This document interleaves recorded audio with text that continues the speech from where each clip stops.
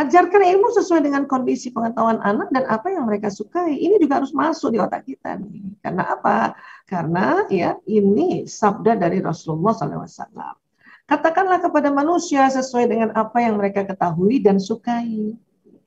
Ya, serta tinggalkanlah apa yang tidak mereka ketahui dan tidak mereka sukai. Ini juga dalam rangka menjadi orang tua yang ramah dan gak marah-marah.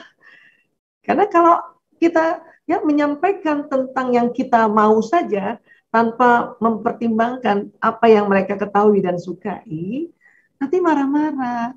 Dan kalau kita marah-marah, Nabi sudah ya ingatkan kita, apakah kamu ingin Allah dan Rasulnya didustakan? Jadi Rasulullah sudah wanti-wanti hati-hati sama kita untuk ya kita seperti ini agar ramah tadi dan nggak marah-marah. Kalau marah-marah, wah nanti anak-anak bilang ya susah belajar Islam, susah nauzubillah min dzalik. Ya, jadi itu yang kita perlu masukkan terus menjadi orang tua. Ya, bikin satu habit kebiasaan setiap hari buka Quran. Ya, mungkin setiap hari ya membaca satu teknik-teknik parenting yang Islami. Insya Allah kita akan menjadi orang tua yang senantiasa berikhtiar untuk ramah. Ya. Wah Isa, saya sudah belajar ikut parenting gitu ya, kok masih aja mau marah kan gitu. Ya, masih aja saya mau marah, gimana nih? Memang ilmu itu ada di dalam otak bagian depan sini, itu pikiran atau akal tadi. Ya. Kemudian kita tahu juga kolbu kita ini ya ada yang terjadi yaitu sambungan-sambungan neuron di dalam kolbu ini. Ya. Bahkan kalau kita bilang perasaan itu nanti kerjanya di kolbu ini. Kalau pikiran kerjanya di dalam otak ini. Dan ada satu lagi yang harus kita pelajari yaitu emosi. Ya. Emosi, waduh, memangnya ada di otak kita emosi? Ada. Allah yang berikan emosi ini, otak emosi. Allah yang ciptakan. Untuk apa? Untuk Allah mau lihat kita berikhtiar nggak mengendalikannya atau mengelolanya. Emosi ini kalau nanti bahasa di konteks Islamnya ini nafs. Nafs. Nah, nafs ini bisa nggak kita kendalikan, bisa kelola. Nah, sewaktu kita mengelolanya itulah Allah perhatikan kita dengan teliti. Ya, ini mengelolanya nih bisa cepat tidak, atau waktu mengelola siapa yang dipanggil, siapa yang diingat. Ya. Kalau orang yang mengelola nafs ini, nah emosi ini yang diingat Allah, oh itulah Allah memberikan pertolongan, ya, memberikan manfaat, memberikan kebaikan, memberikan benefit, memberikan yang kita sebut pahala. Nah, itu. Jadi inilah yang perlu kita pelajari, yaitu apa? Emosi. Oke, ayah bunda, bapak ibu ulun juga ya, sebagai ayah bunda anaknya yang langsung kan. Jadi kita ulang dikit ya, ngaji, mengaji dan mengkaji. Agar apa? Nyambung di sini. Ya, neuron yang ya apa yang Allah mau yang ada di jantung juga nanti tersambung. Ya, Masya Allah. Berikutnya belajar tentang emosi, mengelola emosi. Emosi apa sih? Nah, Kamus Besar Bahasa Indonesia juga mengatakan luapan perasaan dan pikiran yang berkembang dan surut dalam waktu singkat. Memang pikiran perasaan tadi kita sudah tahu tempatnya, pikiran perasaan ini dipengaruhi oleh emosi. Tapi tenang, ya, dia memang berkembang dan bisa surut dalam waktu singkat. Asal tahu caranya. Ya. Atau diartikan keadaan yang reaksi psikologis dan fisiologis. Seperti kegembiraan, kesedihan, keharuan, kecintaan. Nah, ada semua tuh nanti di emosi itu. Ya, atau diartikan keberanian yang bersifat subjektif. Jadi memang emosi ini sifatnya subjektif karena masing-masing orang punya otak emosi. Bahkan sekarang diingatkan kembali bahwa selain kecerdasan intelektual anak-anak punya, ya termasuk kita, ya ini digadang-gadang untuk terus punya kecerdasan emosional, ya atau emotional intelligence, ya, emotional quotient. Emotional intelligence ini adalah kemampuan seseorang dalam menggunakan dan memahami emosi, baik emosi diri sendiri dan orang lain. Gunanya apa? Tujuannya meningkatkan kesehatan fisik dan mental, serta mengharmoniskan hubungan komunikasi. Karena kita mau ramah kan berarti kan komunikasinya harmonis. Bukan sama ya, bukan sama. Bapak ngomong sama ibu ngomong itu beda. Udah beda gayanya, beda intonasinya, ya beda caranya. Jadi goalnya harmonisasi, harmonis. Nada-nada kan itu beda-beda, tapi kalau dirangkai itu enak dengarnya gitu. Ya, jadi ini mengapa kita perlu belajar emosi. Nah, memang ya emosi ini ya, emosi ya adalah bagian diri dalam kehidupan manusia, itu ciptaan Allah. Tetapi menjadi terlalu emosional dan tidak rasional itu yang keliru. Inilah mengapa kita perlu mengelolanya, memanagenya. Nafsu itu ada memang di otak. Rasulullah SAW mengatakan bahwa jihad sesungguhnya adalah mengelola nafsu masing-masing ini. Karena memang dia bersifat subjektif juga, bersifat perorangan, karena di setiap otak itu ada. Untuk itulah kita harus kenali emosi diri sendiri, emosi pasangan, emosinya anak-anak. Anak satu dengan anak dua aja, ya memang sama ada emosinya. Tapi itu tadi ada kaitan emosi ini juga dengan watak. Maka watak yang berkaitan dengan emosi ini disebutnya temperamen. Kan? Jadi kita belajar.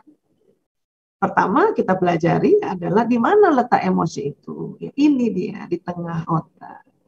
Bahkan ya ahli-ahli otak mengatakan inti otak manusia adalah otak emosi. Nah, ya. Bukan hanya manusia Allah ciptakan otak emosi ini, hewan mamalia juga. Ada yang tanya sama saya, kenapa Allah buat otak emosi? Kalau memang kita harusnya ya berada senantiasa di nafsu yang baik, mutmainnah. Kenapa harus ada lawamah dan ada amarah di sini? Justru itu kita ini manusia ya agar hidupnya dinamis. Dan yang Allah mau adalah waktu mengelola emosi ini apa yang kita ucapkan dan siapa yang diingat gitu. Karena itu yang menjadi catatan amalan kita nanti. Dan Allah senantiasa juga ingatkan hati-hati di otak manusia atau di diri manusia ada sifat hewan. Ya, untuk itu jangan sampai kita derajatnya di bawah hewan ini. Berbagai cara yang ya, diajarkan oleh Islam tentang akikah, tentang kurban.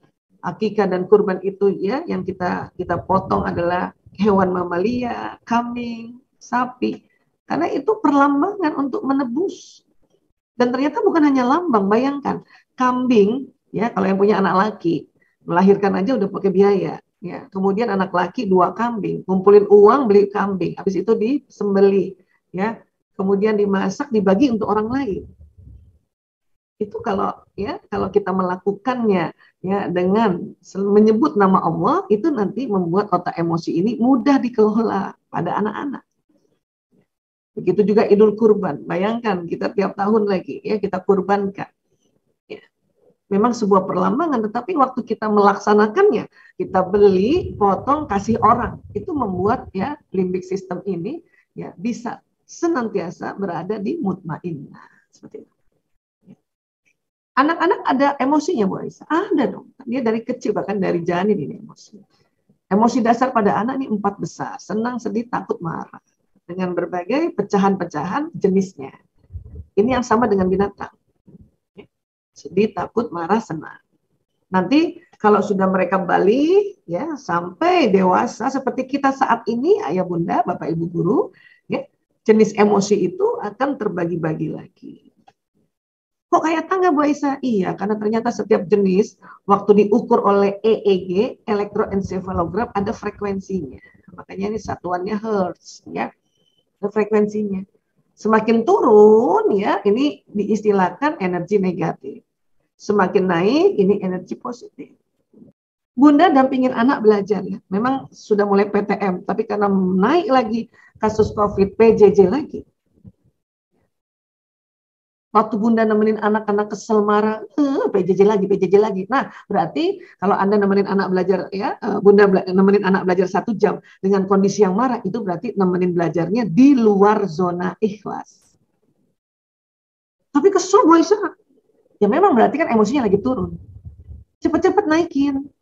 Kalau bisa lagi dimarah ini paling lama 3 menit aja Bun. Bisa Bun 3 menit aja. Ya.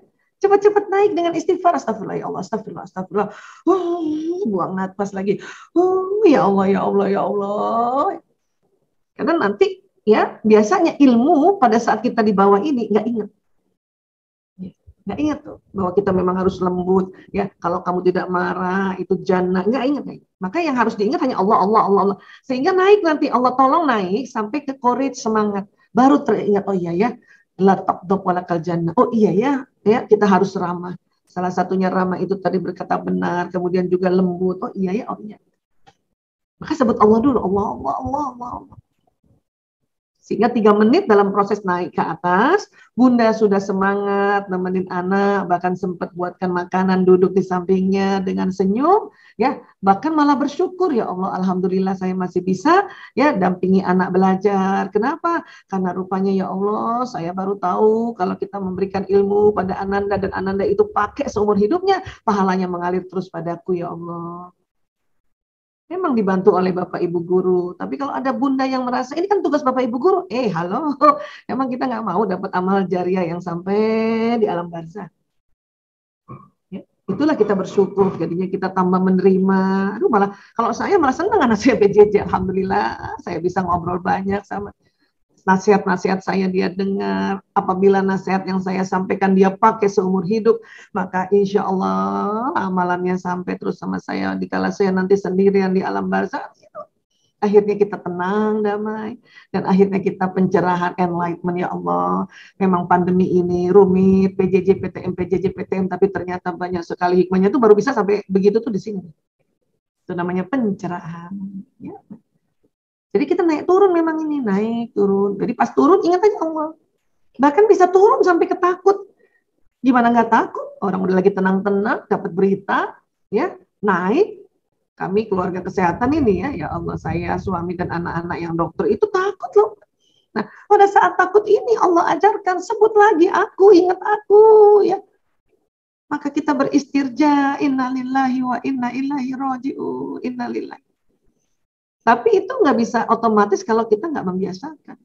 Innalillahi wa inna ilaihi raji'un. Kalau orang-orang nggak biasa melafazkan lafaz Allah, berzikir, turun sedikit omongannya udah ya maaf ya, buset, gila nih, ya. Oh, pokoknya kalimat-kalimat setan itu yang membedakan. Maka itulah mengapa tadi mengaji, mengkaji biar terbiasa nih lafaz ini gitu. Kalau semakin turun apa yang terjadi Bu Aisyah? Hati-hati, level bawah, apati, putus asa. Kalau Bunda pernah, saya nggak ada gunanya jadi ibu, hati-hati ya. Udah masuk apati berarti. Ya, percuma saya jadi ayah, hati-hati. Percuma jadi guru, saya nggak ngajar di sekolah, hanya lewat online, hati-hati. Berarti sedang apati. Berarti udah level bawah. Ya, segera istighfar lagi, astagfirullah ya Allah, astagfirullahaladzim ya Allah, la haula wala quwata illa billahil aliyyil azim. Ya, naikkan. Karena kalau apati kelamaan, hati-hati masuk lagi ke level yang paling bawah yang sudah tidak lazim dan sangat berbahaya. Apa itu? Ya, level yang disebut depresi.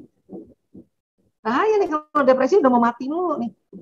Menyakiti diri sendiri, ketok-ketok, antem-antemin kepala di tembok, itu berarti depresi. Ini udah harus minta bantuan juga dengan tenaga ahli, di mana tenaga ahli itu yang Allah sudah berikan kemampuan, kemahiran, kasih petunjuk untuk bisa bantu orang-orang yang depresi. Siapa? Ya dokter kesehatan jiwa.